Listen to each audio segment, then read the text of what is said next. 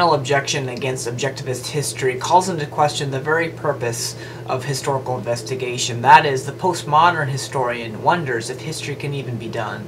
Lacona describes this position as follows, quote, "To various degrees, postmodern historians question whether it is even possible to know and describe the past. This is in contrast to realist historians who maintain that reality exists independently of our knowledge of it, and scientific statements and theories refer to this independent reality," end quote. Examples of historians that hold this view would be such people as Hayden White, Frank Ankersmit, and Keith Jenkins. Concisely, these men state that too much confidence was placed on human investigative tools, such as science or logic or history, what have you, and its methods to do what the modern age had hoped for it. The postmodern says there are no facts, only interpretations. What can be said about such a radical objection to historical investigation? Well, fortunately, a multitude of objections can be raised against this position. I'd like to mention the following, but before I do, I'd like to call our attention back to the lack of direct access objection for one moment. You will recall that there were two understandings of the lack of direct access objection. The understanding that pertains to postmodernist history is the objection that our lack of direct access constrains our access to the past. Thus, either we cannot know with any certainty what happened, or there are no historical facts to be gleaned. The initial problem with this view is that it flies in the face of our common sense and metaphysical beliefs that everyone holds to be true. For example, we as humans have a common belief that things and events of the past really existed independently of ourselves. That is, we share a common past and that after we die, the world moves on without us. These shared metaphysical beliefs seem to contradict the relativistic objection here. Additionally, to claim that language constitutes reality and that therefore there are no extra-linguistic reality results in self-refutation, since if these claims were to be true, they would be describing reality as it truly is. Second, this constraint view, so to speak, can be rejected since it is clearly impossible to act solely on present evidence. Such a move would necessitate an abandonment of memory beliefs, including points learned in research. The very notion of present evidence suggests past evidence, for the evidence at hand has been assembled, catalogued, remembered, and digested. Further, skeptics insist that the nature of historical facts are sometimes without meaning. However, to state that a fact has no meaning is exceptionally absurd, for meaning is inherent in the very concept of a fact. The notion of meaningless fact is absurd, for there can't be such a thing. Further, an historical fact is either the historical event itself or a piece of accurate information about the past. Thus, an historian makes statements about the facts. Likewise, to those who state that we simply cannot know history because of a lack of direct access have to champion this view while ignoring evidence that justifies belief in historical claims. For example, if an historian says that a building existed in 1828 at a now vacant lot and later discovers blueprints and a foundation under the ground, then how could we say that we cannot know history but only the historian's reconstruction when the evidence justifies the historian's statements? We can't.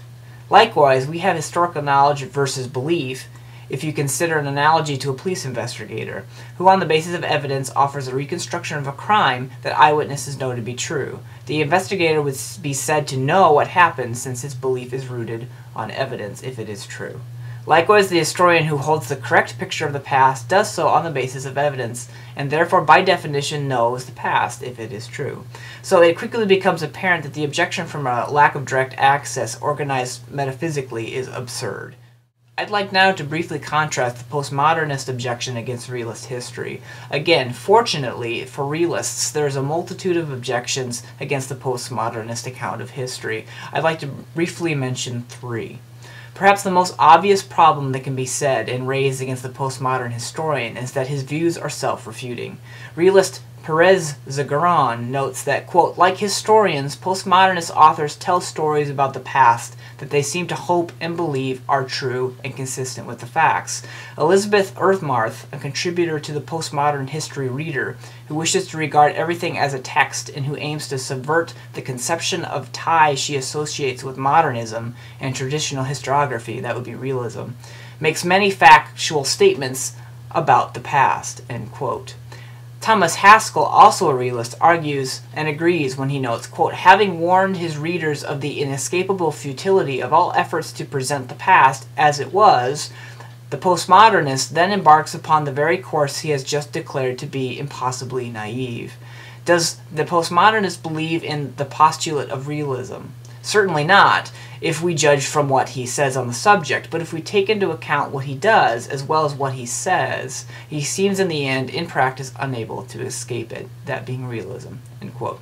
Succinctly, postmodernist historians claim, in various degrees, of course, that there are no facts, only interpretations, but then go on to make propositions they hold to be factual and true.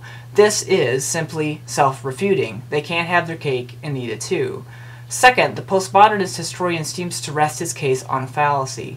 That is, since historical inquiry does not lend itself to absolute certainty, it is therefore incomplete and relative. This all-or-nothing proposition, in principle, is fallacious. Take Lacona on this point. Quote, "Failure on the part of historians to know the whole truth and nothing but the truth does not prohibit them from having an idea of the past that is adequate in relation to a limited or more focused inquiry."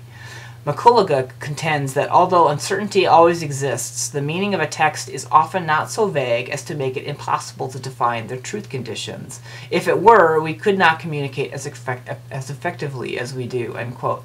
It is quite fallacious to state that knowledge requires absolute certainty, for if we assume this to be true for a moment, then the statement, "knowledge requires absolute certainty," itself would have to be certain.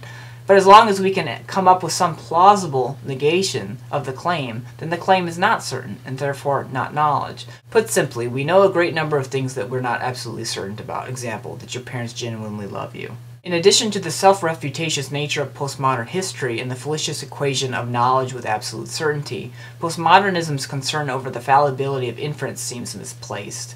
After all, Lacona notes that, quote, "While historians cannot prove that inference regularly lends them to a correct description of what occurred in the past, notwithstanding, as inference of historicity, when provided with a robust inventory of data, seems coherent and reinforcing. We prefer inference to methods based on tarot cards and magic 8-balls, which have proven much less reliable. It is a convention we all accept that sound inductive inferences regularly lead us to truths about the world. The postmodernist will need to call more into question than merely historical inquiry. He would need to call into question the inferences that science makes and that logic makes. Thus, for these reasons, I do not think the postmodernist objection against objective history can stand.